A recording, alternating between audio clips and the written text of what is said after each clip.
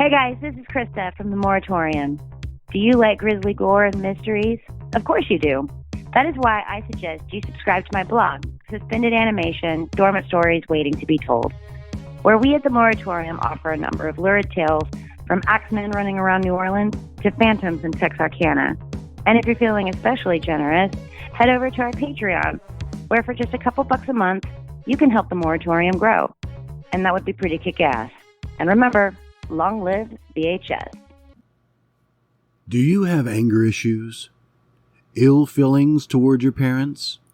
Are you experiencing sudden outbreaks of orphan syndrome and plagued with nipples that may or may not be associated with Canadian alcoholism? We may have a solution. A weekly dose of the Moratorium has been proven to reverse the symptoms such as acute grumpy butt or the onset of crabby ass. Please increase the volume for your recommended daily allowance. Cue the music.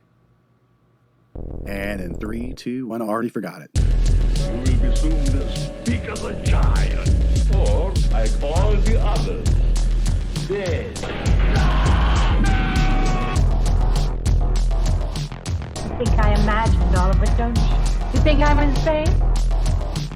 That's feng shui. A match made in a bathroom, just floating into the void.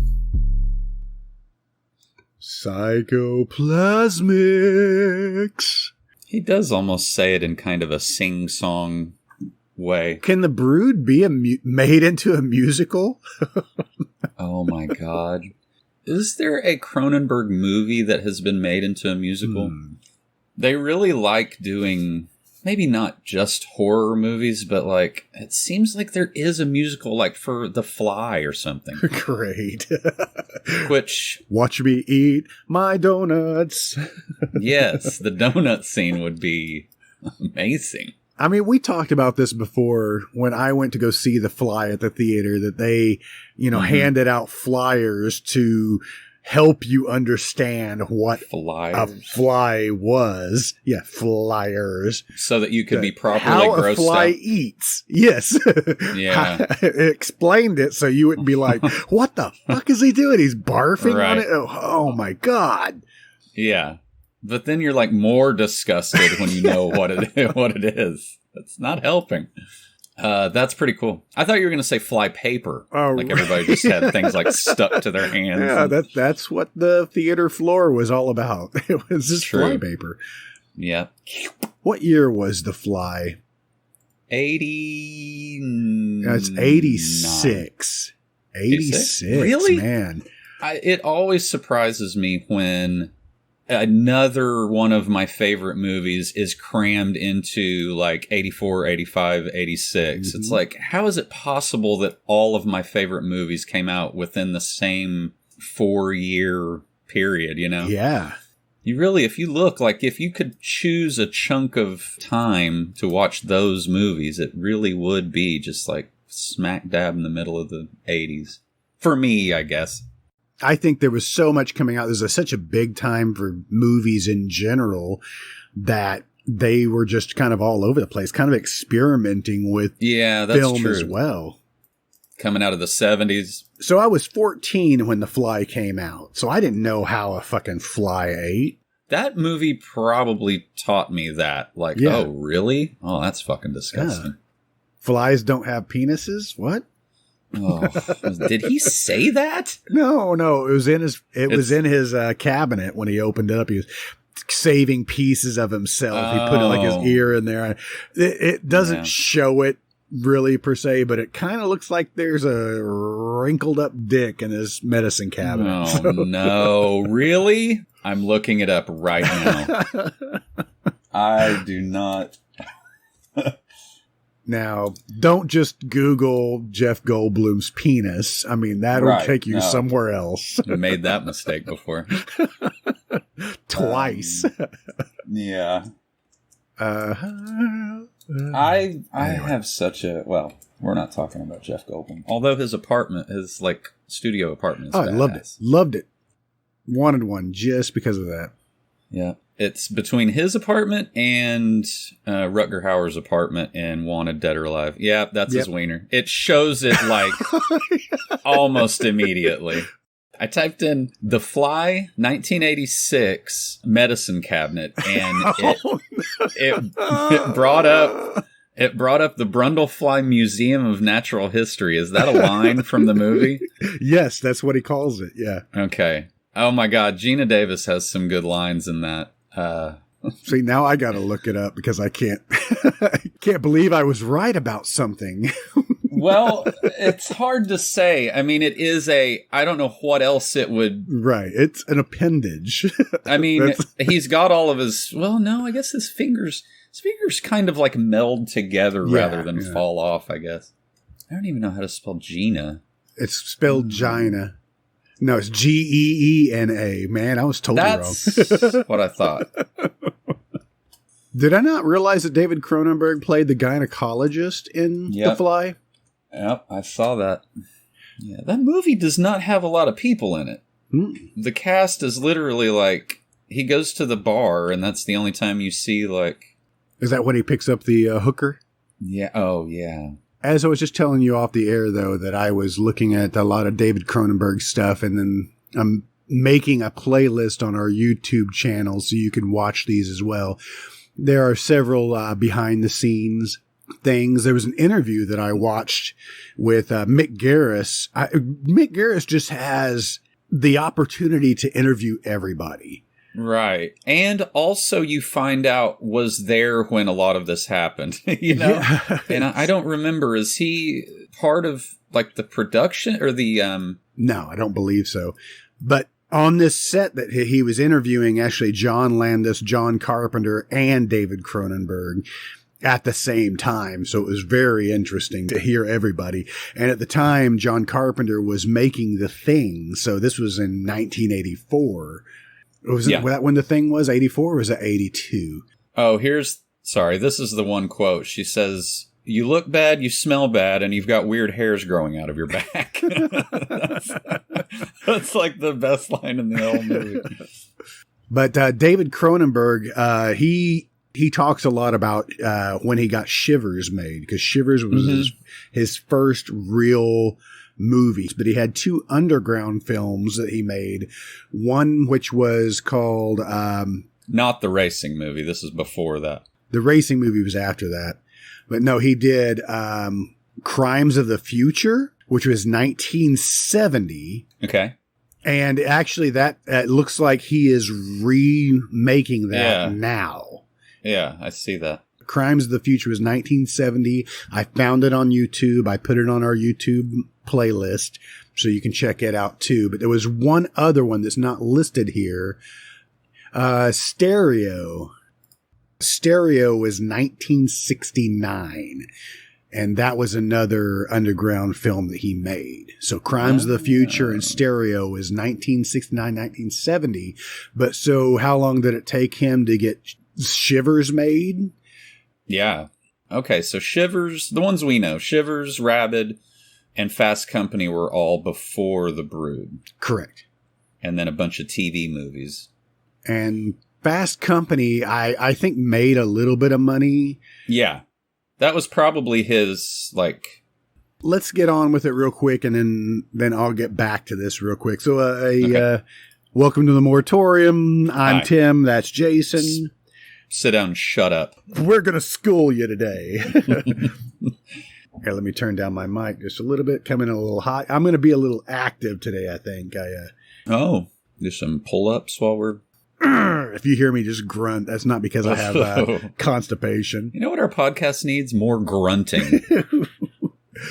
What is Peep Show? It's a TV series. Oh. I mean, I can't wait to watch that. All the Canadian stuff is so funny. We were laughing last night.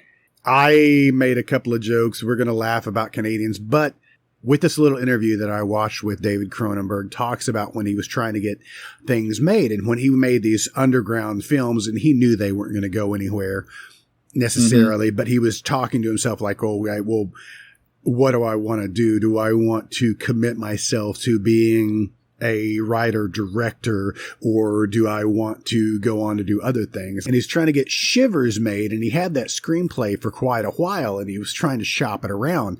But at that time, that Canada didn't have a real movie production infrastructure, kind of. They had this great tax shelter thing that is for independent people to make film production. But at that time, when he was trying to put Shivers out, there wasn't anything. There were things for documentaries, and there was things for television. But it wasn't until Cinepix came around that they started doing, they were doing pornos at the time. Oh my God. Canadian porn. They said they were like softcore Canadian porn. Yeah. Oh, geez. Yeah. Yep, right there. Gosh, that feels good. Oh, sorry. There's not a lot of that in this movie. Like, I was kind of listening for it, like the Aboots and all that. There's one guy. One guy? Where's his asshole partner? The detective with the kind of leather jacket. Oh my God, man. The winter clothes in this. Mm-hmm. But anyway, he really has that. He's the only one that is, and I assume, Art Hindle's, I think he's Canadian, and the other guy that he likes, Nicholas, what is his name? Nicholas Campbell. Okay. Yeah, he's from Toronto. But they don't really have that accent. No, it doesn't seem like that. No, but that one guy did. That was funny. He literally said a boot. All right. So drink every time you hear a boot. David Cronenberg was saying that he went to Cinepix to try to, break into it, and even offered to, hey, can I get in there and maybe direct some of your pornos? Of course, who wouldn't ask that back in the 70s? Sure. It was hard not to wind up directing a porn. So it could just happen. He went to LA to try to shop around with Shivers, and actually went and talked to Roger Corman. And at that time, all these B horror movies were going pretty wild. And where he couldn't get it shopped around in Canada, LA was like, oh, shit, yeah, we'll produce this. Yeah, come on down. And he was just about set in his mind that he was going to move to LA to at least follow his career. That's when he went back, and Cinepix said, you're good to go. You're greenlit. And that's what kept him in Canada. They're like, we got something here, even if it is gross and dripping with stuff. Oh, man. The trivia for this movie is crazy. We need to get into it. All right. Now, I didn't tell our audience where they can watch this. Actually, you can watch it several different ways. I watched it last night on HBO Max because for some reason I have that. There is a VHS version on YouTube that you can watch it in all of its crappy decayedness, which is kind of fitting. Yeah. There is also a really good version on YouTube that I just queued up. It's clear, but it has Spanish subtitles, but you can turn on the other subtitles and it kind of places it over the top of it at least. So, and that's what I will be watching today. Yes. I am going to be bilingual by the time this podcast watch a Canadian movie in Spanish. I know they're speaking English, but that is weird. About that, this is the only movie that is not available on crap. I don't remember if it was Hulu or Amazon or what, but whatever it was, they literally had all of his movies except for The Brood available. Interesting. So I don't know, because Rabid and Shivers, they were produced by the same company, right? I don't know. It was just weird that one, was not available. Do you have the numbers for The Brood? Was it successful when it came out? I read it made like $5 million and it was made on 1.5. Wow. So most of that was just booze for Oliver Reed. And they talk about that. Oh, God. The opening scene, that's where usually most movies start. Is the opening scene? Okay. Well, okay. Start with the titles. That Howard Shore music is pretty great. I am definitely finding this Yeah. and playing in the background while I'm doing some writing or something. Sure. I love it. Let me stop for a second and explain myself from last week, because Explain yourself. I got us to the Brood kind of, I did not complete that yarn. No, you kind of faked it until you did. made it. So Yeah. I actually have 2 different yarns here that would get us to the Brood pretty easily. We got to Salvation because the guy who was in the theater who stole Belial and was trying to break into the basket in the bathroom. So that guy, I think his name was Tom, because I kept calling him Tim. Anyway, he was in Salvation with Stephen McHattie. Yeah. Stephen McHattie was in a movie called The People Next Door in 1970. It's the prequel to The People Under the Stairs. Yeah, maybe. With Hal Holbrook. And we love Hal Holbrook. He did a voice in Hercules, 1997 Disney film, which also had Samantha Eggar. So, is he in that movie, or it's only his voice? It's a cartoon. Oh, I'm sorry. He was the only live action person in the animated movie. Look, there's no way to recreate this guy. I thought you were talking about that one with Arnold Schwarzenegger for a minute. No. So we also have, if you go back to Salvation with Stephen McHattie, we talked about him being in The Ultimate Warrior with Yul Brynner. Yeah. Yul Brynner was in Anna and the King with Samantha Eggar. Okay. Super simple. Yeah. And I made it so Could have difficult. been. Right. Because that's the way I work. I find the easiest way, and then I rip it up and burn it and throw it in the trash. Then I take the long way home. That's just who you are. So, yes, let's get into this film real quick, okay? Let's. I have so much I want to talk about. I don't necessarily want to give it flustered. away. I am so flustered right now. I looked up psychoplasmic. Uh-huh. I think this is something that David Cronenberg kind of made up. Yes. But there is a dictionary, a Merriam-Webster definition of psychoplasm. Right. Which is a primordial substance held to supply the basis of psychial as well as the physical.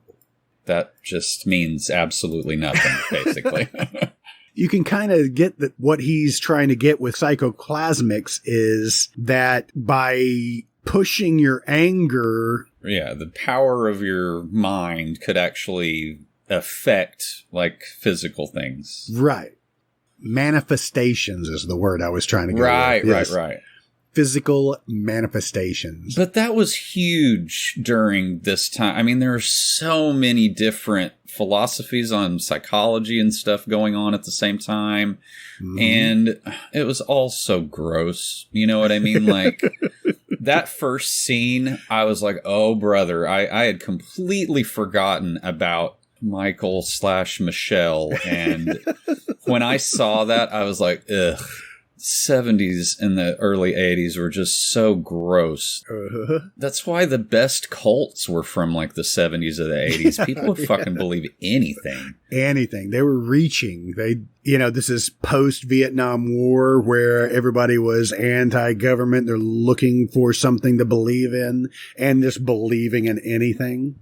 Yeah. I mean, I just assume that it's just, I don't even think you had to have a degree to do it. You were just had to have like a box full of cocaine and just off the top of your head bullshit. I mean, I've never been to therapy. Have you ever been to therapy before? No. I never even went to my high school counselor. Right. I don't think they do that role-playing type thing. I think that's just a thing from the past. I could be wrong. That just seems dangerous. I did take a psychology class in college, but it didn't teach me anything like this. You didn't end up crying on like a stage, like right. You were in a play with another guy, just you and your instructor or whatever, your professor. As he's doing this, as he's trying to provoke Michael/Michelle, and Michael rips off his robe. I mean, they're just sitting there on a stage together while they're talking with each other. Basically, that Michael has a problem with his dad. He's got daddy issues. Yeah. As he rips off his robe, and everybody kind of gasps in the audience because they can see these little welts, these little blisters on him. Yeah, looks like he's covered in nipples, which is. And like a Daniel Stern level, like hair beard ratio. I buy that. That is just so 70s and so gross. I'm with you. But as that scene goes on, maybe they kept adding a little bit more nipples onto him. Yeah. It's like he had chicken pox or something. The big ones. And did it not gross you out when Oliver Reed kind of leans over and gives him a hug and then kind of kisses him? That was like the grossest part of the film. Yeah, we had the volume turned up. He's kissing him like several times on the forehead and on his shoulders and going after those face nipples. Yeah, he wants to kiss every single one. That's part of the therapy.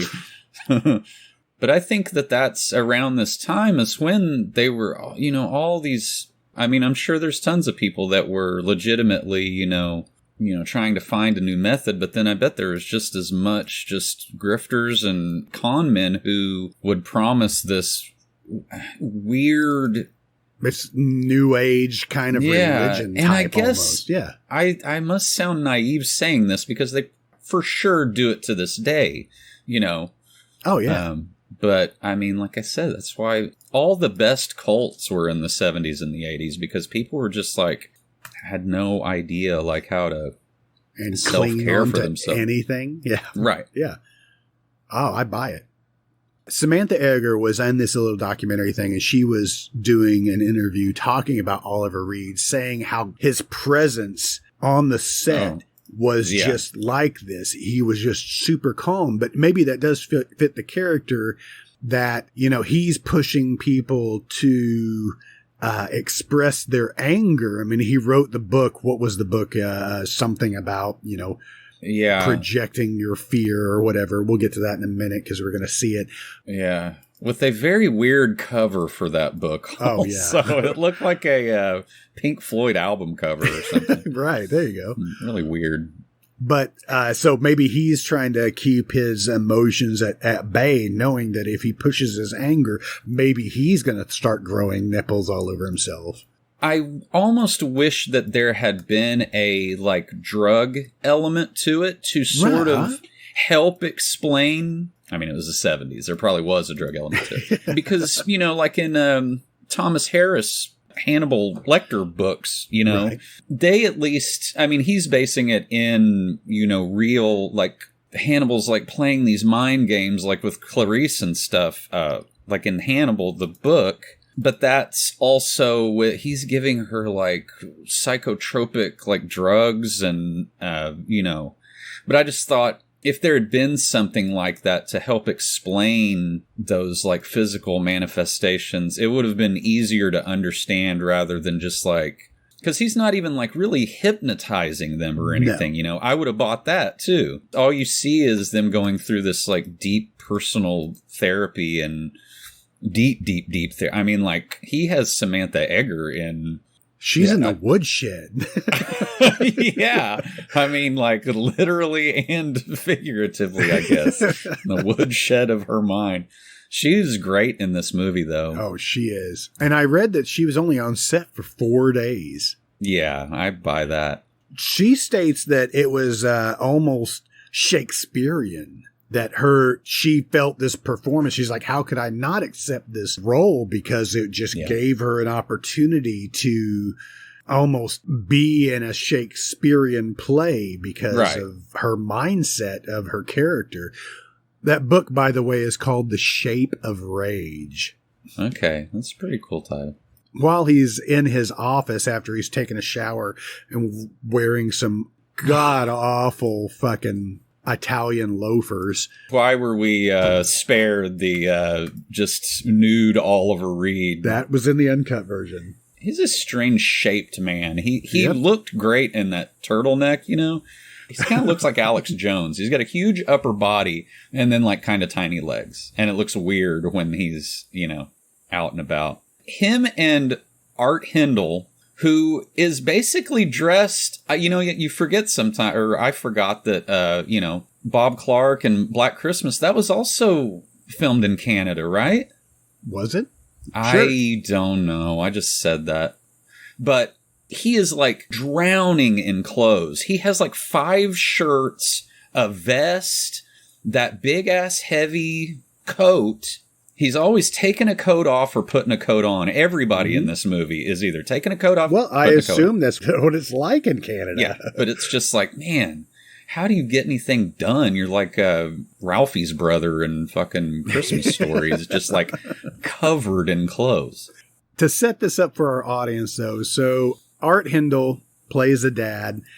Samantha Eggar is the wife. They're ex-wife. going through a separation. No, they have not divorced yet. Right. I'm sorry.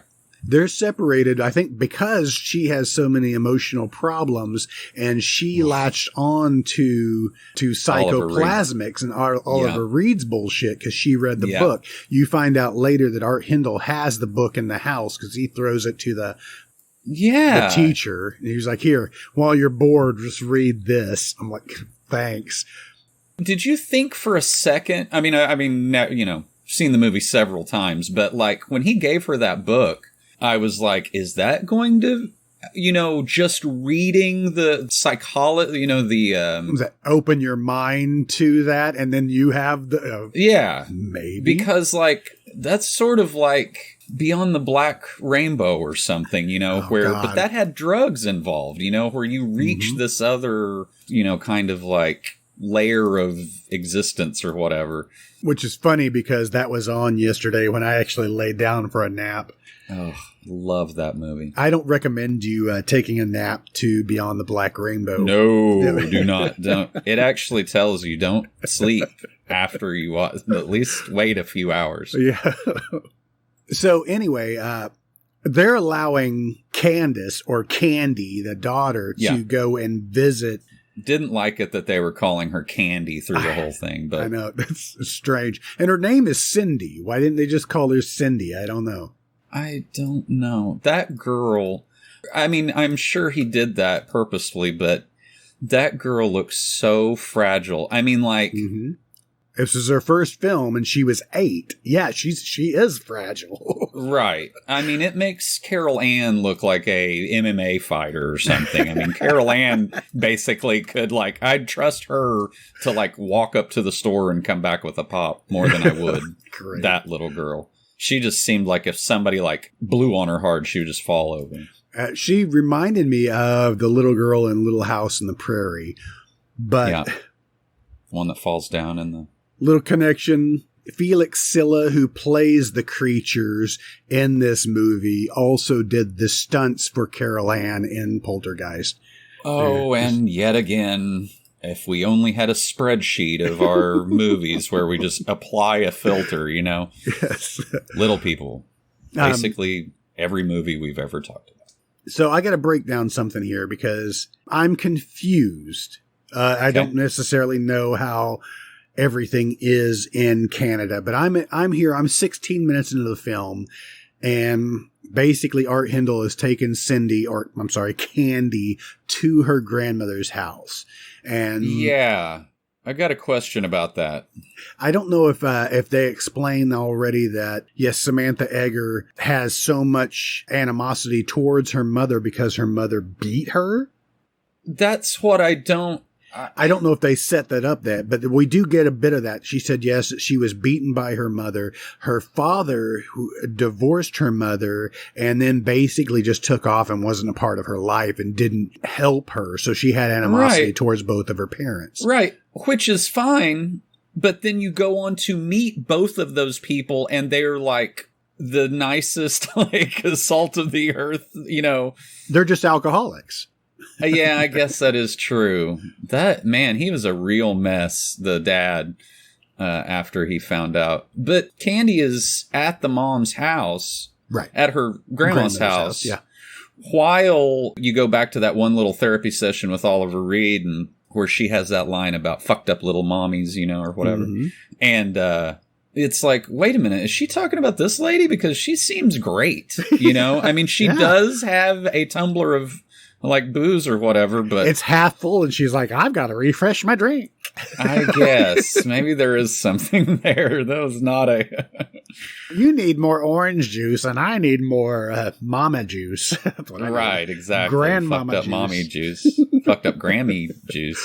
And she's drinking J&B straight. I know. I saw that laying on the or sitting on the table. That is the best line out of the movie, though. It was pretty...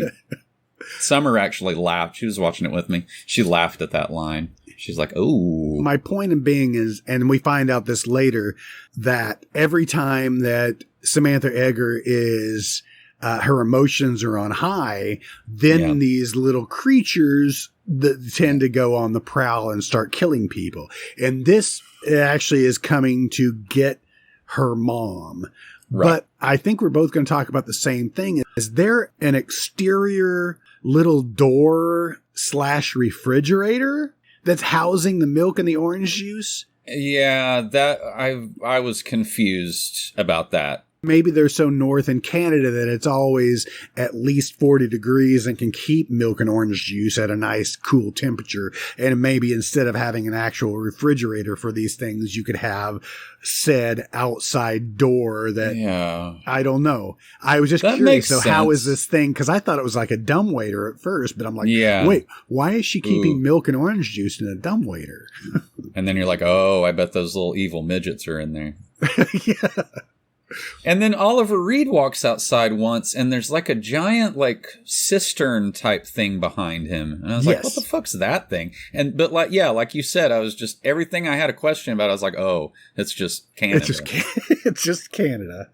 I thought that little outside cistern thing may have been like a hot water tank of some sort. Yeah. But what do I know? I think you're right. No, I think you're right. But this little creature thing, and we don't necessarily get a good look at it at first, just starts knocking everything out of the cabinet, goes directly for like the meat tenderizer mallet. Yeah. They like hammers. Exactly. I was going to say the same thing. Because they do pick up like children's like little play hammers later. Yes. And I was like, maybe it's just their go-to. You know, where they learned. You can't really think about that for too long because there's a lot of problems with, I mean, I will get to it later, but like there's a bunch of them and like, I don't know. Where did all the jumpsuits come from? Adidas, I guess. Yeah. I felt so bad because he spilt a box of Shreddies. We were laughing about that too. Like all the different, like, it's all like, you know, kind of squint your eyes and tilt your head and you're like, okay, but it's like all the names for things are so just one letter off, just kind so of, you Canadian. Yeah. So this thing jumps off of like the top of the refrigerator or the cabinet. How long has that been up there? They love to crawl up in tiny spaces. Yes. Well, and I find it odd that these creatures are about the same size as Candace. Yes. And also other kids, because later on they kind of just blend in because everybody looks like Ralphie's brother. You know, they're just completely bundled up with a scarf and, you know. We spend plenty of times to her school that you see all these kids in the playground and such. Yeah.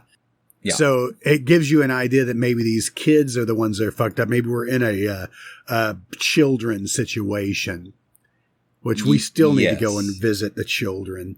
I guess that's what I was trying to think of earlier is like, is Oliver Reed like homeschooling them or what's the situation here? And how long does it take to like make one of those? Yeah. I've got a little bit more information about that too. And we can talk about it now or we can talk about it later. Let's get a little bit farther in the plot, I guess. Okay. I didn't think to watch the movie. I'm watching the movie now. How far along are you? Oh, wow. I'm 20 minutes in. 20 minutes? Okay. I'm just after grandmother has been killed by the mallet in the kitchen, and there's a nice little blood splatter. It's a good scene. These creatures are creepy. Yes. Oh, my God. And on top of it being Canadian, it's so 70s, too. Like, all the wallpaper is so, groovy. And very groovy. My grandma had a like avocado colored like range and refrigerator and stuff. And I bet it's still running. Right. Probably somewhere. And then you get the cover, or at least the cover that I've seen a couple of times, which is those bloody little handprints on the railing for the Yes, stairway. I dig that. Okay, so I'm with Art Hindle. Yeah. They called him at work on the job site to go down to the police station where they've already interrogated his daughter. Yeah. They have already subjected her to a psychologist. Okay. Yeah, I need to say something about fucking Art Hindle here. Not the greatest dad. I don't even know if it's that he's a bad dad. He just is not acting fast enough on anything. No. It takes him forever. I mean, I know he has to take his coat off, but that's going to eat up a lot of time.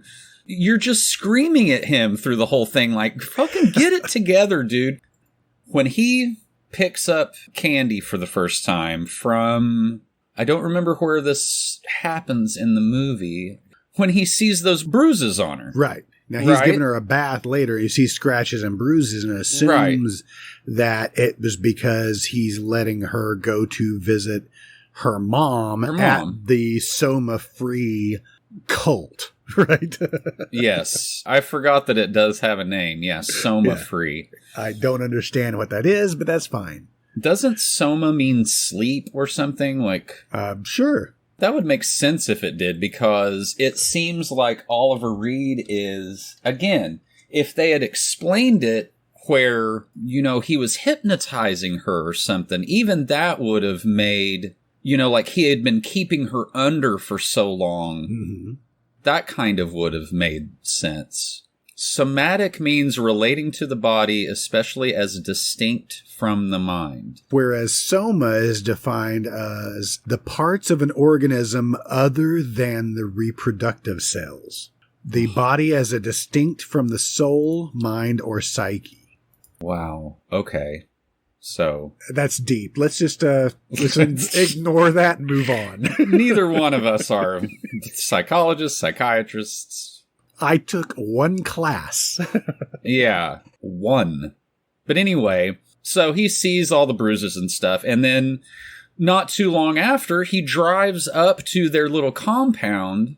Yeah, that's when he dropped Candy off at her grandmother's house. She's like, I got to go get to the bottom of this. I'm going to go confront. So all of the viewers, I am assuming, when his weird little assistant lets him in, you just figure he is going to walk right in and just punch Oliver Reed straight in the face, right? Yeah, yeah.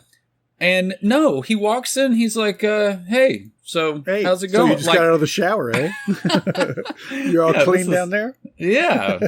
Wow, you smell great. What kind of, lotion are you using? Are you an Aqua Velva man? Yeah. He's so just milquetoast about like everything, and he doesn't even really get mad until later on. But anyway, I finally found this little piece of trivia on Oliver Reed and the Brood. It says one of the rare Oliver Reed movies where he isn't the villain. Yes. Okay. And I'm like, well, wait a minute. He is clearly the villain in this. Who else would it be? Samantha Eggar? I feel the same way. If it wasn't for his, I just was like, he is the villain. And nobody's treating him like he's like, hey, this isn't me. She's the one that's fucked up. I'm just trying to help her.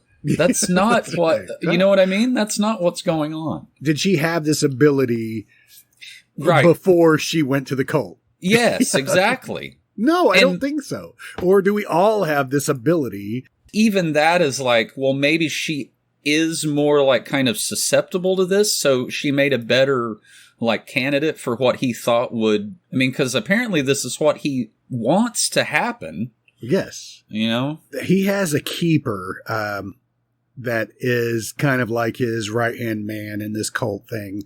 Yes. And I think they state when he was like, how many people do we have here on the compound? He doesn't even know. But I think is there like 27, something like that? 37? There's a lot of people on this compound that are just coming to stay with him so they can experience. I don't know. Help me out here. It just seems like there's a few scenes missing because later on he says, when he goes to talk to one of his other patients that is suing him Right. for the same process that he's putting Samantha Egger through, he's basically like, well, he doesn't give a fuck about all these other people because he has Samantha Egger now, who is like proving what his, Right. Who is now the matriarch of this psychoplasmics. Yeah. Yeah. Now that it's working for her, he could give a shit less about everybody else. We don't care about nipples. We're going after the brood. So exactly. We don't give a fuck about Michael Michelle or whatever. And it's Nicholas Campbell. He was also in Dead Zone. He's the deputy that ends up being the serial killer. Do you remember what that killer is called? He has a cool name. Oh, Jesus, no. I'll find it eventually, but Frank Dodd. Oliver Reed's like, you got to get him the fuck out of here. There's going to be like a criminal investigation and whatever. And Nicholas Campbell's like, oh, well, what are we going to do with Michael, basically? He's a fucking mess. Everybody else was getting on the bus, and Michael's like, No, I don't want to go. Where's Daddy? If he said Daddy. Will you be my daddy? I think he says that to Ardell later. I'm like, no, you don't want this guy to be your dad. Look how he's treating his own child. Hey, I'm just your sandwich artist. I don't want to be your fucking daddy. That made me laugh. I don't know if that was like kind of played for comedy, but man, Michael's a mess. Oh, yeah. I was glad when he showed up again. I was like, oh, great, this guy. Yeah. How did he know where you lived? Exactly. Oh, my God. Just shows up knocking on your door one night. Oh, just move. That's when you just move. You have to. But Oliver Reed not being the villain was just like, oh, that's hilarious. Yeah. So he even looks like the villain. I mean, if you gave somebody a headshot of all of these people, having never seen the movie. Clearly. Yes, clearly he's the villain. Look at him.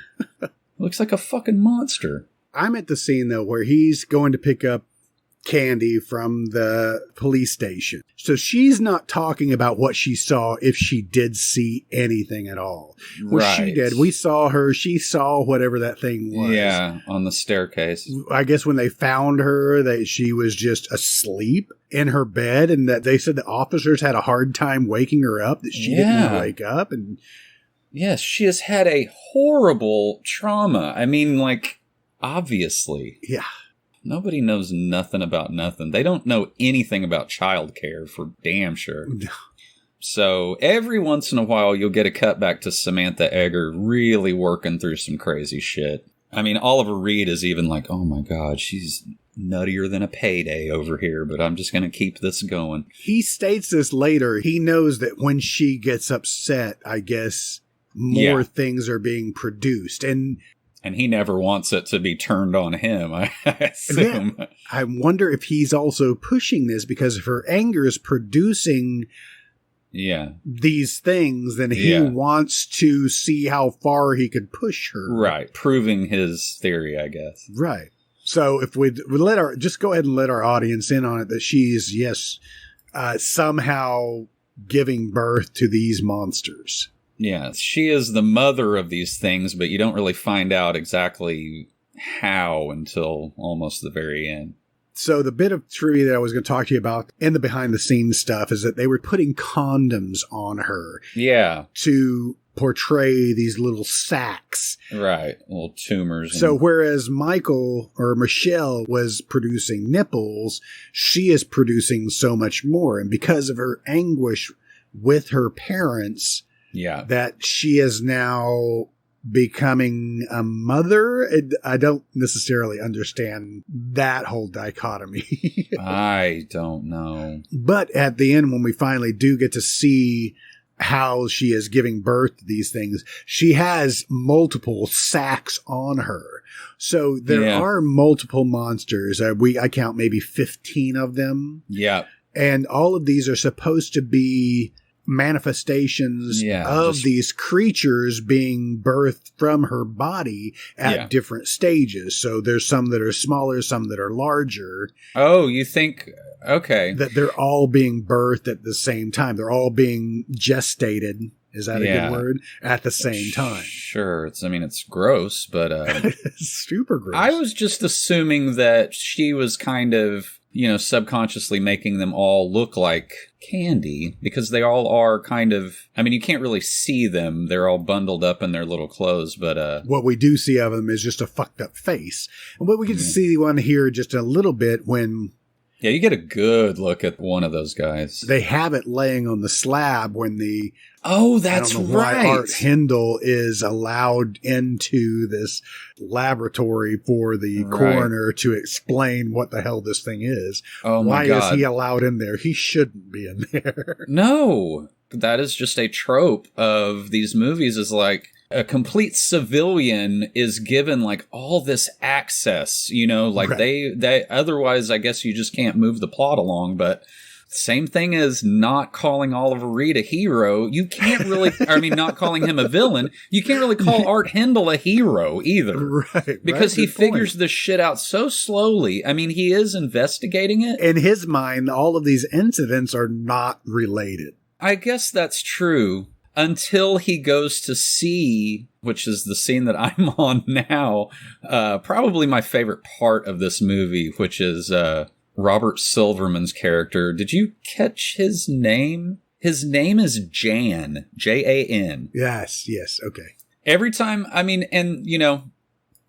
make fun of Canada, but when you see like names that you're just like, wow, that is a really odd name, that is Canadian. They have really weird names. So how did Art Hindle find out who Mr. Hartog was? And Hartog's at is it like a little rehab? Yeah.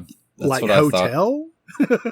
Yeah, he's in like rehab, but it also seems like a spa or something, because he's like working out and shit. And well, he's doing my kind of workout. Yes, which is not a lot. He's just rolling back and forth. At least he has a mat. Yeah, and a pretty sweet Adidas jumpsuit. Yeah, you like that? He's managed to stuff that towel down in the top of it. That was weird. And he wears that towel throughout the entire movie. I thought it was really funny.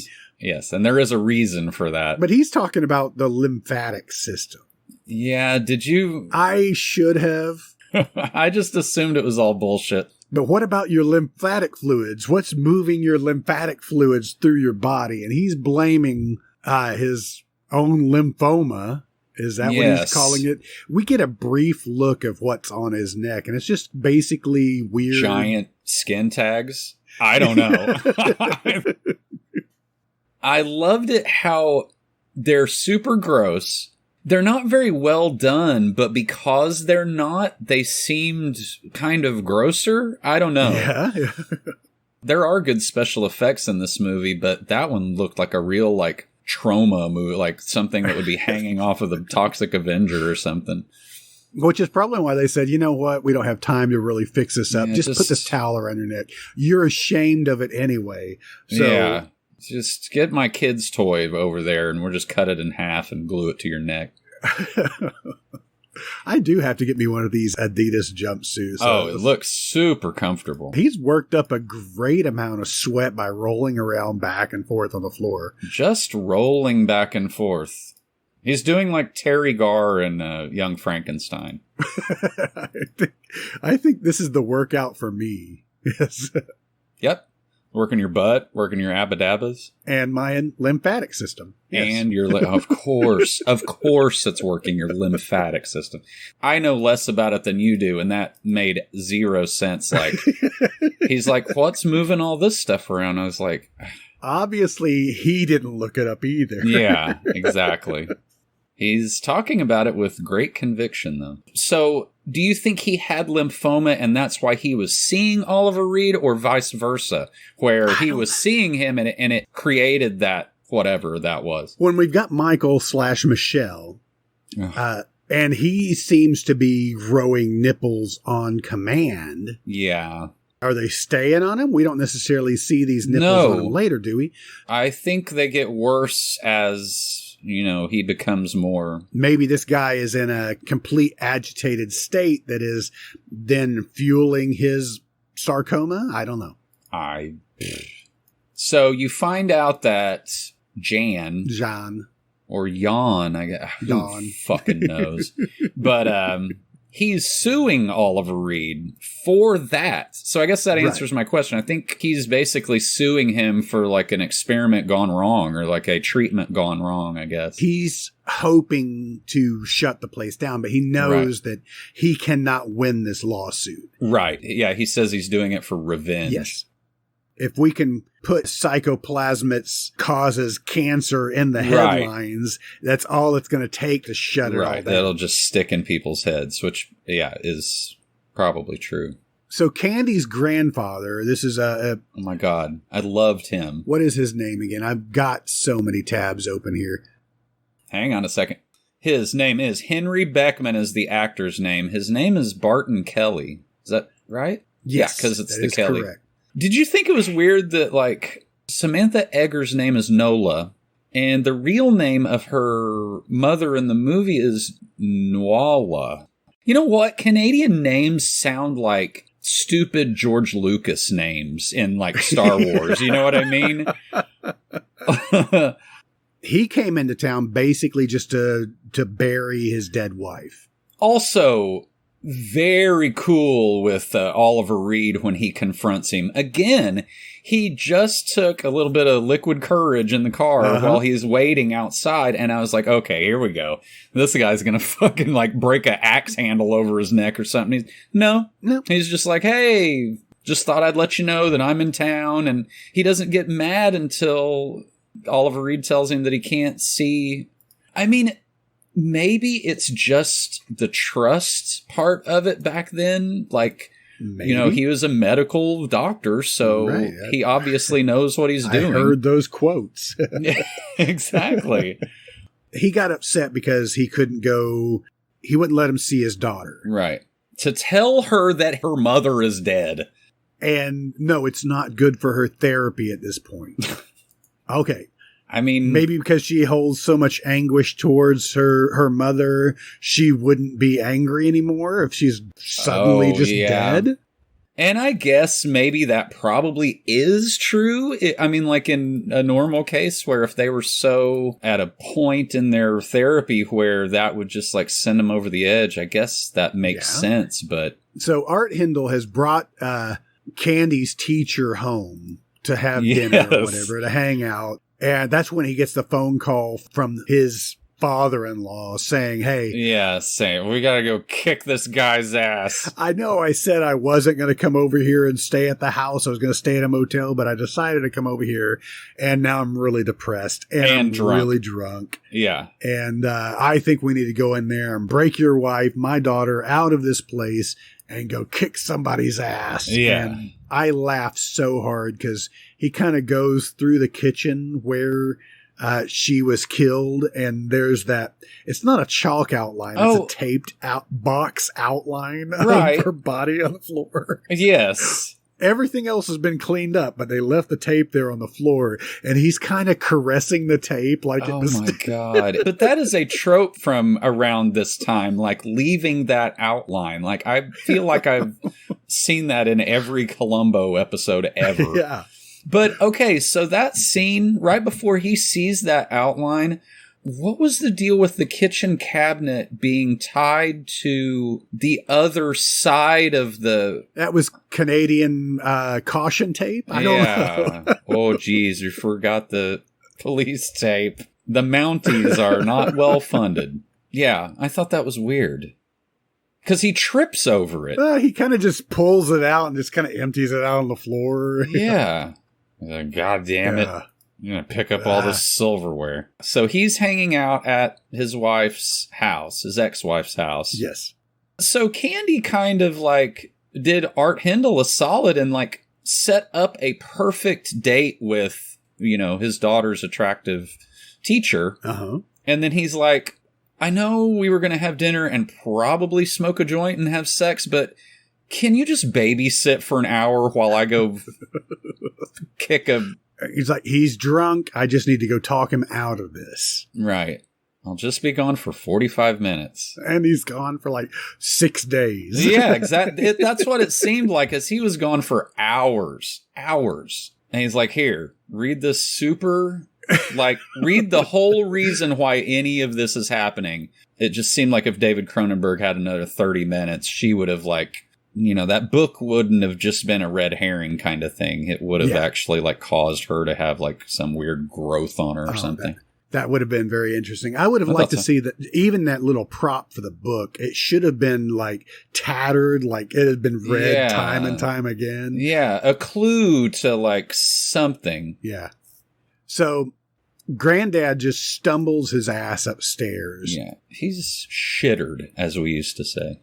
This is creepy because, you know, we always want to say that the monsters are underneath the bed, and this time it actually is under the bed. Yeah, it's a real Gage Creed kind of moment there. Granted, wearing these jumpsuits, the little monsters, I mean, all they had to do is make up the hands and make up the face. I mean, it's just basically a mask. Yep.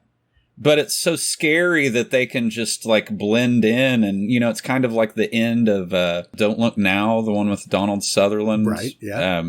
Where they finally, you know, they keep on seeing who they think is her daughter. And at the end, they turn her around and it's just this, like, kind of gross, deformed gnome thing. What I really do hate, though, even though this guy is supposed to be drunk, he doesn't hear this creature grab the two. They're not snow globe. They're just they're like paperweights. Yeah, these big fans of blunt objects. These little guys, whatever they can. I mean, there's a scissor right there. This thing jumps up on the bed. Yeah, and then he's like, "Huh?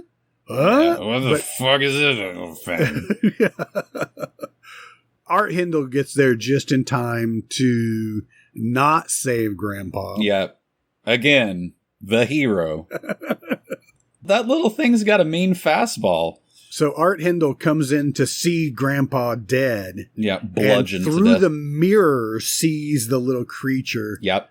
Like you said, the fastball as he throws that freaking he plants it in the drywall. Through the wall, man. Yeah. They got some strength. So at least this sets up that we can now see the end of this creature. Right. We'll get at least some explanation of what it is. Yeah, get a real good look at the face, which the makeup is not great. It is scary, though. They talk about it as it doesn't have teeth. All right? It kind of has like a beak. Yeah, right. Yeah, that's the scene coming up. Yes.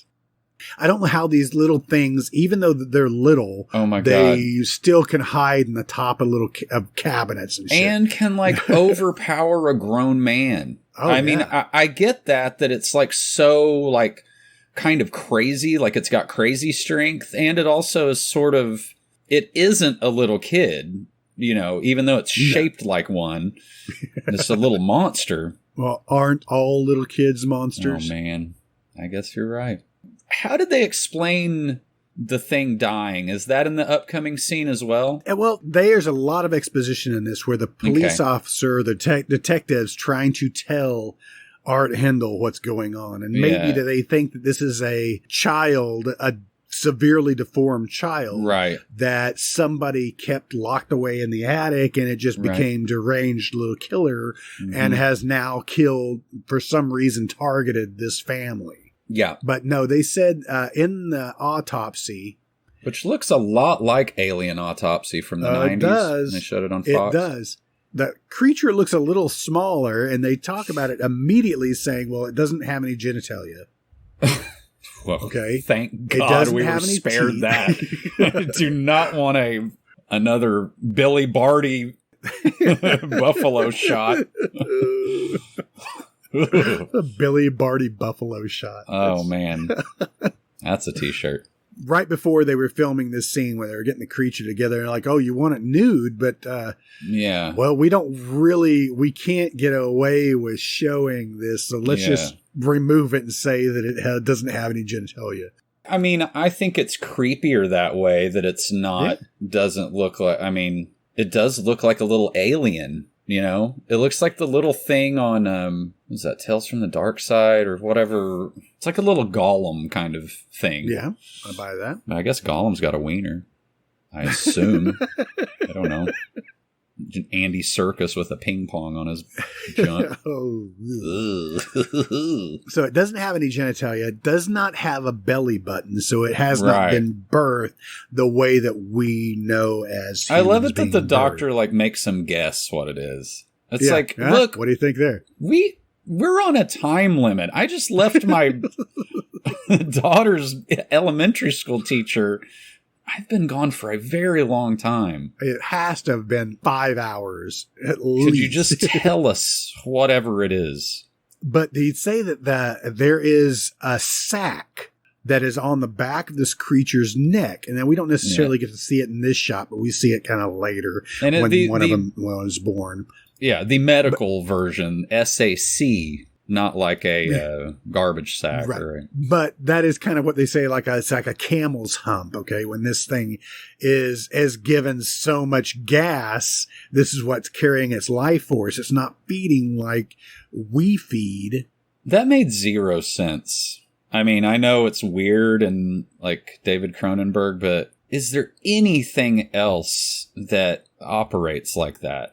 Not to my knowledge. I just think that was very weird. Well, it just ran out of gas. You're lucky that it didn't kill you. It has a limited lifespan, and you just showed up at the right time. If that's the case, are all those, I mean, spoiler alert, but there's a ton of them. Mm-hmm. Are they like rejuicing? Are they like breastfeeding or something from Samantha Egger? How are those things alive for forever? Maybe they are dying off. And she's just spitting them out? I guess. Literally? Just replenishing the source. But we only see, I guess, 3 of them out in the wild. Right. Right? The one that kills Grandma, one that kills Grandpa, and then the 2 that show up at the school to take out the teacher. That is going to be creepy. I forget that Art Hindle walks through the rest of this movie with blood from that thing all over his coat. He goes home. He lets, of course, the teacher's like, fuck you. Exactly. The great date. I'm out. You're out of alcohol, by the way. Right. You smoked all of your cigarettes. That book and was I read stupid. your damn book. Yeah. But anyway, he goes upstairs and Candy gives him a hug, and she's like wrapped her arms around his bloody neck. I know. And this guy's like an architect. He's probably got another coat in a closet somewhere. This is Canada. Exactly. Way more coats. Swaddled at all times. Just the small end of that scene, but he finds Candy crying in the corner. She said she had a nightmare? Yeah, I think so. And I think I expected one of those things to be at his house now. Because the mom forgot that little phone call. Samantha Egger calls and the teacher picks up the phone. And, well, I guess, of course, she does because she thought it might be him. But she picks up the phone for Samantha Egger to fucking scream at her like a psycho. And so, we would think that, immediately we would have an uproar of little monsters all over the place. Yeah, but I guess that she couldn't get them there that quick. That was probably like an hour ago or something. But they will show up. Later when we see this, and it kind of threw me off at first, when we were talking about that cistern that's outside of the woodshed, when Oliver Reed goes outside and he looks at it, he sees a broken window above it. And I guess that's how the creatures are getting in and out. It's not like she's letting these creatures out to thus do her bidding. Right. They're just acting on their own. Yeah, I agree. Okay. So this is the scene we were talking about earlier where he's like, all those patients I've been seeing, get them the fuck out of here. I don't care how you do it. Put them on a bus. Who cares? Ship them off. Especially Michael. What about Michael? That guy's he won't last without you. He does a great job playing this character. He really does. Yeah, he does. He looks unhinged. He certainly does. I was like, man, Zach Galifianakis has been around for a long time. And I was like, oh, no, it's just weird Canadian guy. He does look a little bit like. In some trivia about David Cronenberg, like I said, I just teased you a minute ago that he turned down a few roles. He was offered the chance to direct Return of the Jedi. Oh, God. He turned it down. I didn't even know how that would work. I mean, but you know, they say that about so much stuff, you know. They were approached about being, it's like... He turned down, it actually says he turned it down to direct Top Gun. Okay. He turned down RoboCop. Oh, Cronenberg's RoboCop. Would have been great. You would have spent so much time with, like, how RoboCop eats and, like, how he, you know, how he, like, the actual, like, turning him into RoboCop would have taken, like, an hour. Who directed RoboCop? Oh, how about Verhoeven again? Yeah. And that makes sense to me because of all the weird sex stuff, you know? I mean, Verhoeven, the RoboCop doesn't have a lot of, like, sex scenes in it, but that's another thing about Cronenberg is, like, body horror, but also, like, just bodies. Like, you know, I mean, seeing Crash for the first time was like, should we? I mean, I'm like sort of grossed out, but I have a boner too, which is weird. The weirdest boner ever. Weird boners. David Cronenberg, weird boners. That should be his biography. But Cronenberg's been on record plenty of times saying that he does not like violence. Yeah. He detests violence. Now, body horror being different, I mean, I guess he's talking about American films as how we will go over the top with our violence. Just can't be shocked by anything. You have a problem with seeing a nipple or a penis. Very true. Very true. So, whereas granted, he's known for his body horror. I can't say that there's a lot of violence in his movies. No. Right? I think you're right. They're not the same. Yeah. I mean, the guy's head exploding in his scanners was kind of violent. You really want to think about it. But yeah, you're right. There's not a lot of, like, I guess you see sort of the aftermath, and I'm trying to think of a movie where he just, like, straight up, like, kills somebody. The violence, there isn't a lot of violence in this movie. No. I mean, there is, but it's pretty tame, you know? I mean, I've seen somebody on, you know, Simon and Simon get hit with a paperweight, you know? I mean, that's not that bad. But even with Videodrome, I mean, that is a lot. I think that actually has a lot of ties to this movie. Yeah. Again, just kind of mixing, like, pornography and So anyway, we can get back to the movie. Okay. I just wanted to spend a little bit of time on David Cronenberg and say how much we love him. And he also has acted in a bunch of stuff, and he is Dr. Decker, Buttonface in Nightbreed, which I think is my favorite acting role of his. Oh man, I want that mask. I dig it. Okay, so back to the playground? Back to the schoolyard. Okay. Yes. So he just dropped Candy off for school. He also, Art Hindle is not a ladies' man.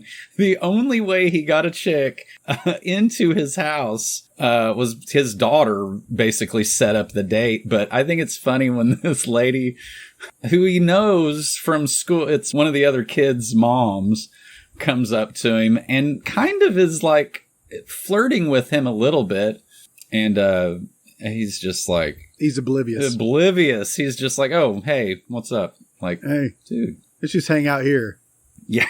Yeah. So the creepy kids come in, which were on the tire swing together. Yes. I thought that was kind of funny. Yes. They were playing. And it's like,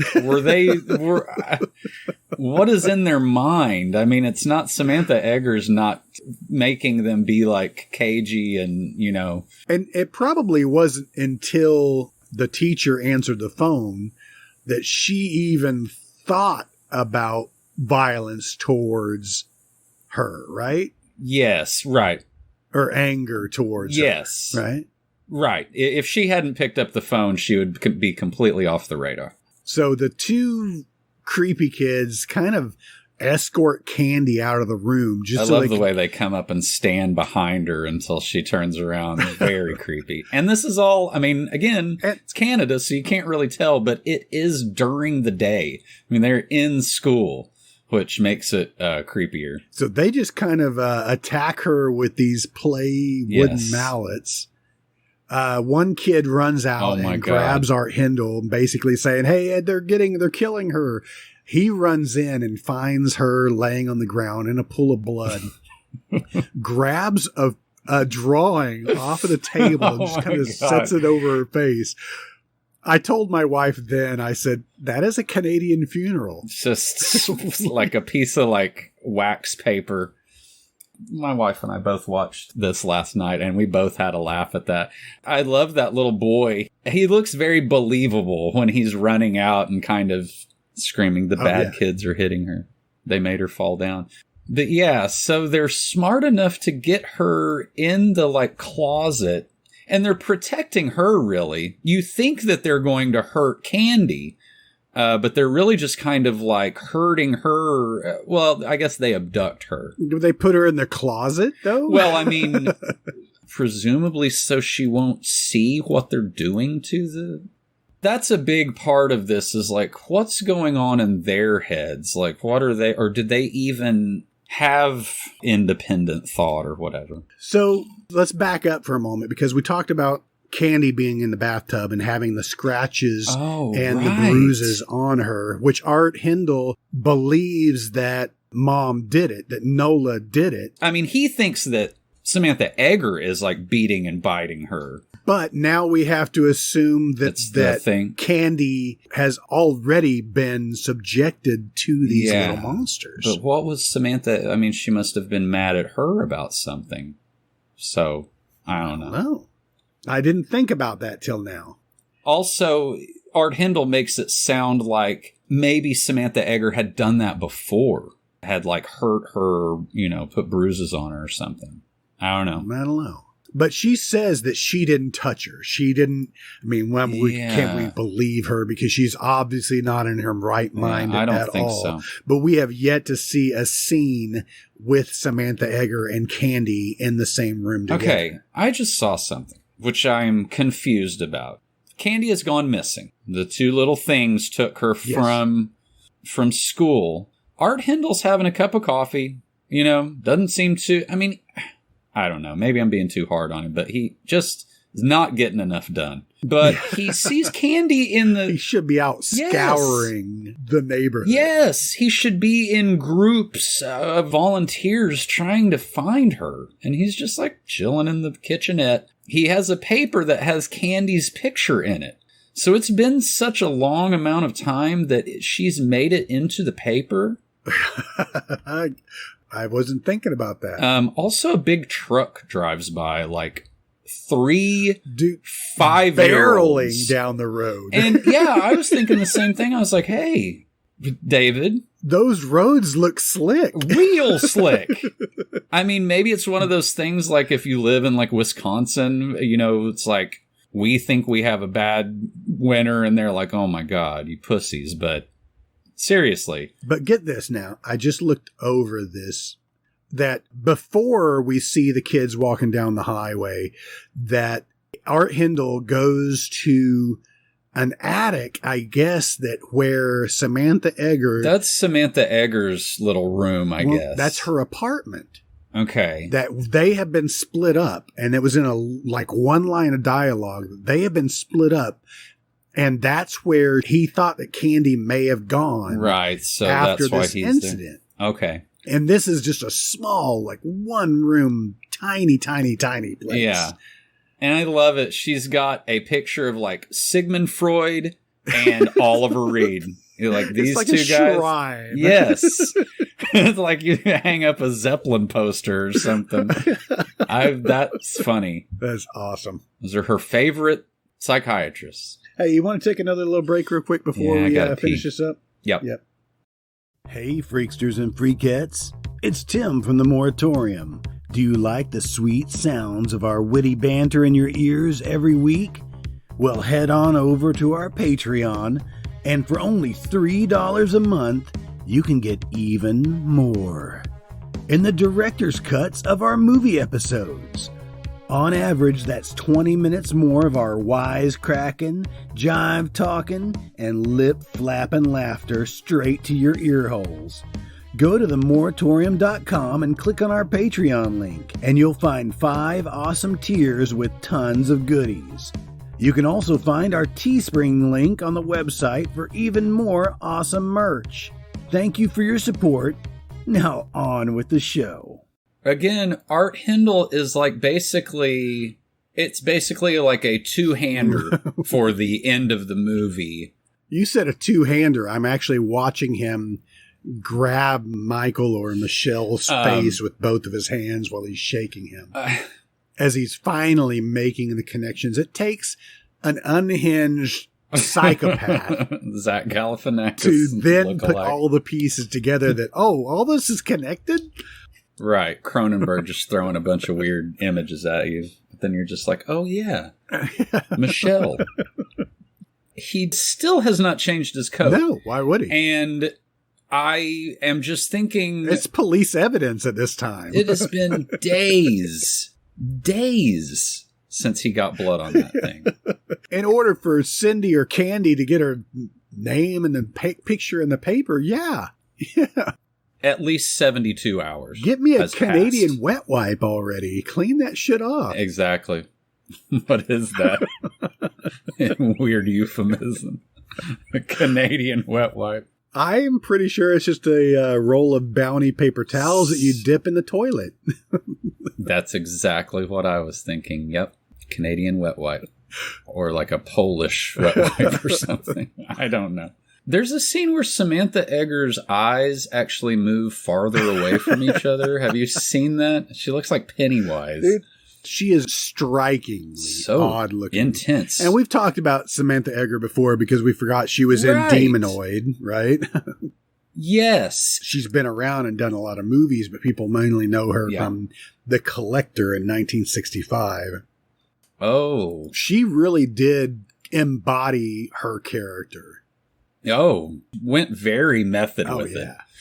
I think that, like she was saying, she felt like it was a Shakespeare thing. I think it was just her being like isolated. Because almost all of her scenes are with Oliver Reed, you know. She's only seen with 3 people, Art Hindle, Oliver Reed, and that other guy. Right. Yeah, Nicholas Campbell. Because she says that too. She's like, it's usually like, he's usually the one to wake me up. Right, exactly. Which is a weird thing to say. I guess she has been kept away from everybody else in this Soma Institute. Yes. I think we should just forget about that. I guess this little odd woodshed that she's been kept in for a long time. It is cool. It looks very remote. Oh, yeah. It looks comfy as hell. So this is where Oliver Reed takes on the not necessarily villain role. Yeah. First movie where he's not the villain. This is where he's making the transition of, I will help you. Yeah. Your daughter's upstairs with all these little freaks. Right. Because of my dangerous experiments. Good thing I'm not the villain. Otherwise, we would have to... I love that scene with Art Hindle and her, where she's like kind of, he's faking being in love with her, and she's not really believing any of it. Man, she's so intense. Oh, yeah. Her eyes are crazy. And actually, in the interview that I watched, she had to be in her late 60s, and her eyes look closer together. Interesting. It's interesting, yeah. Yeah. I wonder if there's some kind of camera trickery that made them seem farther apart. Looks like you could fit a whole ruler in between them. All right, maybe they're not that big, but... I thought it was very funny earlier when Oliver Reed was meeting her father, and when he confronted him, and he's like, don't worry about him, he's just drunk. I'm like, well, you'd know what that smells like. Exactly. He's like, don't worry about it. Yep. This scene does go on for quite a while, but it is very suspenseful. Man, it does. Because we know something's up with her, but she's been wearing this same robe throughout the entire, that does kind of hide every bit of her figure. Yeah. And you do kind of forget once that shock is, I mean, you know, if you've seen this movie a couple of times, that is very shocking when you see that for the first time. I like to think that when she raises up that robe, it's kind of like angelic. Yes, she has kind of wings. So Oliver Reed goes up. He tells Art Hindle to keep her as calm as possible because these creatures react on her anger. They're born of anger and they react of her anger. And that he'll go up and get his kid, again, trusting his kid with a complete stranger. Not only a complete stranger, somebody you've already considered to be out of their fucking mind. I don't think Art Hindle really wanted to be a dad. Well, I'm watching Oliver Reed as he's going through this little bunkhouse with all these weird freaking kid creatures. Kind of tippy-toeing through there. As they said in the behind-the-scenes stuff, obviously they couldn't find enough little people to fill these suits. They actually went to a local gymnastics club and hired all these kids to come in and play these monsters. Their parents were actually on the set, and they're hidden in the shadows and behind some drapes and such. And and at some points, they're actually helping these kids jump off of this bunk and grab onto Oliver Reed. Yeah, because that one of them jumps down, and that's a pretty tall. I mean, it's a good 6 or 7 feet that they're jumping down. You know, I wouldn't do that as an adult. Break my fucking ankle. Not at this age. Exactly, it's advanced age. Yeah, so of course. She's not buying what Art Hindle's selling. No. The fetus licking scene is so... That was probably for complete shock value. Oh, that was her idea. Yeah, I saw that it worked. It is very shocking. Man, she is so into that character. To let our audience know, yes, she does have a fetus outside of her body. Have we not mentioned that there's a weird egg sac attached to her? This is, I guess, the most developed of the egg sacs. And if you see that frame of her with the different bladders that they've attached to her, I guess these are different gestation periods of these creatures that are now being birthed from her. It's weird and but gross. She said she was a farm girl growing up and that it was her idea. She's like, I remember that seeing other creatures, other animals that were being born and their mothers lick the blood off of the baby. And so that was her idea and they just kind of ran with it.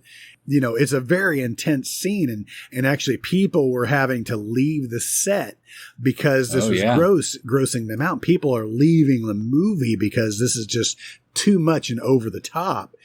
Yeah. You know, it is just sugar water and red dye. Oh, sure. Yeah. But she said they had a hard time keeping a straight face on the set because it's funny to them. Yeah. I knew it was coming up, and both of us were just like, oh, man. I didn't turn away, but it was pretty, I mean, it's intense. When she starts getting really angry at Art Hindle and just screaming, you're lying, I disgust you. At that point, you know that these creatures are going to be attacking him. And they said that, granted, he's a large man. Oliver Reed is such a large man and strong. Yeah. He's doing more acting, obviously, as these kids are trying to attack him. Oh. Yeah. He's basically like British William Shatner at this point. We were watching that last night, and I was just like, I don't know. It would be terrifying, but I think it would be hard not to giggle with like a kid, like 10 kids just kind of like, you know. I also feel like Oliver Reed, I think I would just like spin around like the mayor in like Fatal Fury or something and just like fling those kids off of me. I feel like he gave up too soon, you know? He did. He got a couple of shots off. He killed a few of them. Yeah, he did. Oh, like in slow-mo, just like blasting these little things. This is strange, though. So they're not necessarily feeding off of her anger. They're on their own. They've gone rogue at this point. I think so, because they're going after Candy. Yeah. And this is the most, I think, iconic thing that I remember from my childhood is her locking herself in the bathroom. Yeah. And these things punching through the door and pulling at her shirt as she's just screaming. That's terrifying. I want to say that is, I think you get that weird movie poster, but I'm pretty sure that her screaming on the back with them reaching through the door, I think that picture is on a lot of like the DVD and stuff. Him choking her to death is actually pretty intense. I kind of buy it. Yes. I kind of wish it would have gone on a little bit longer, though, of her fighting How back. long does it take to choke somebody? And here's another really dumb question. He's choking her. Wouldn't you just lose consciousness? And then if he kept on choking you, you would die from it? Maybe I'm the dumb. This is confusing because they were birthed from her and they are manifestations of her that when you kill the queen bee, the other bees will die? Yeah, because they just kind of fall down when she's dead? Yeah. They don't have anything controlling them anymore? I don't know. I got questions. Yeah, maybe it's when you get out of Bluetooth range or something and just they just fall down. All right. For a second I was like, where did he park? But they have their own little shed. I forgot. He is miles away because he carries her through dense forest. Again, driving 100 miles an hour down an icy road, they're just convinced they're just trying to kill all of the children in this movie. At all times. At least he was nice enough to wrap her up in that dirty, bloody coat to keep her warm. Here's my gross coat, honey. Where are we going, Daddy? Well, we're going home. Going to Burlington Coat Factory. Don't worry. Michael or Michelle is keeping it nice and toasty for us. Oh, by the way, he's living with us now. This is Uncle Mike. He might call you mommy or daddy, depending on... I never want to hear any adult say mommy or daddy ever again after this. There's a slow pan down to her arm, and we see a couple of little blisters on her arm.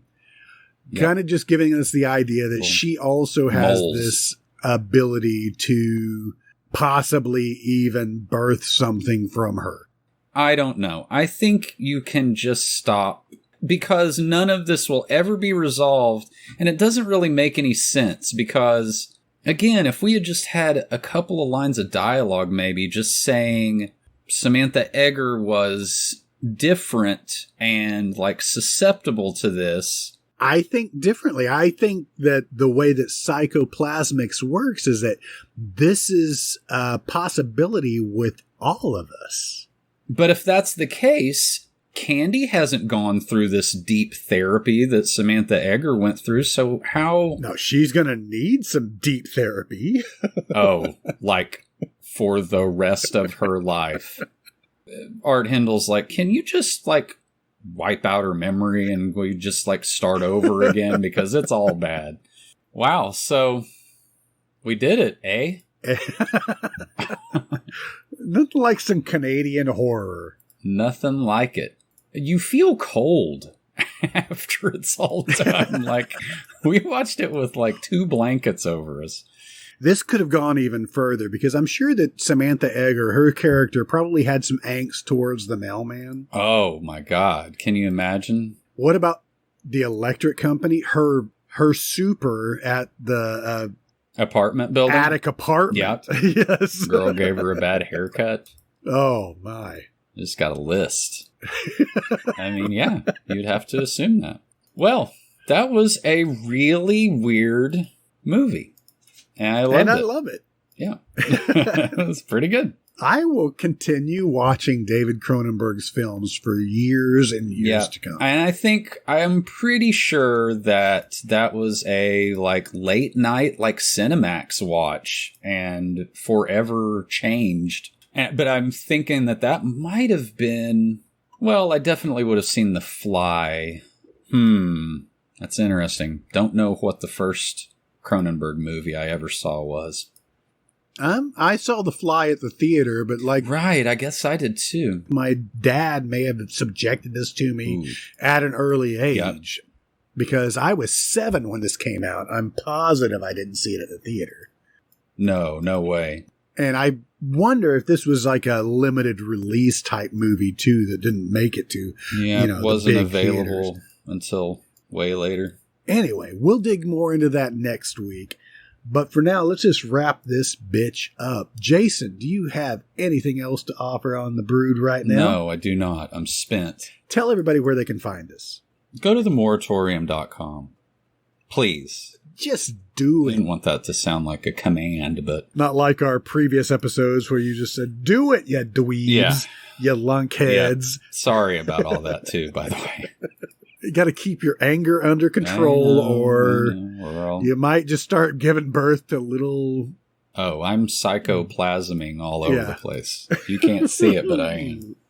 Anyway, guys, hey, if you want to help us support this podcast, please go on over to our Patreon and help us out just by throwing us a few dollars, man. It would help us out immensely. If you'd like to give $3 a month, I'm going to start giving you some extras. That's right, guys. I will be cutting at least 20 to 30 minutes out of this episode. If you look back on our last episode, what was our last movie, Jason? What was that? Basket Case. I cut over 30 minutes out of that episode. I think I'm well over 2 hours and 10 minutes for the director's cuts for that. If you give us $3 a month, you get access to those director's cuts. And I've already warned you, you got one more week. I am going to be putting the first 25 episodes of The Moratorium behind the paywall. Those will be Patreon exclusives. I might release some every now and then. I doubt if you'll hear the first 10 ever without subscribing to our Patreon, because they sound pretty bad. Little rough. Little rough, but hey, we've come a long way, guys. We're almost 2 years old, and we're getting up there, about 80 some odd episodes right now. Having a lot of fun with this. Yep. Anyway, you can find us on all the social medias. We are on TikTok, unfortunately. We are on Facebook. Our Facebook group has over 900 members. Go on over to Twitter, Instagram. I'm actually starting to put a little bit more on every social media every day. Go check us out. Other than that, that's all I have to say, guys. Let's shut this bitch down. Jason? Bye-bye, guys. Bye-bye. Psychoplasmics.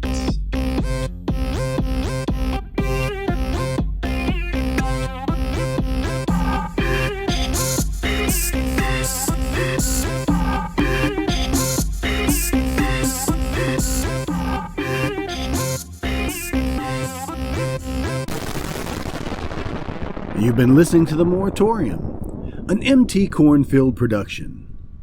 We haven't seen the last of Canadian body horror. You can take that to the bank. Whatever that means. If you have any movie suggestions, or just want to tell us how much we really suck, you can contact us at moviemoratorium@gmail.com. Thanks for listening, and long live VHS. Sit down and shut up. We're going to school you today.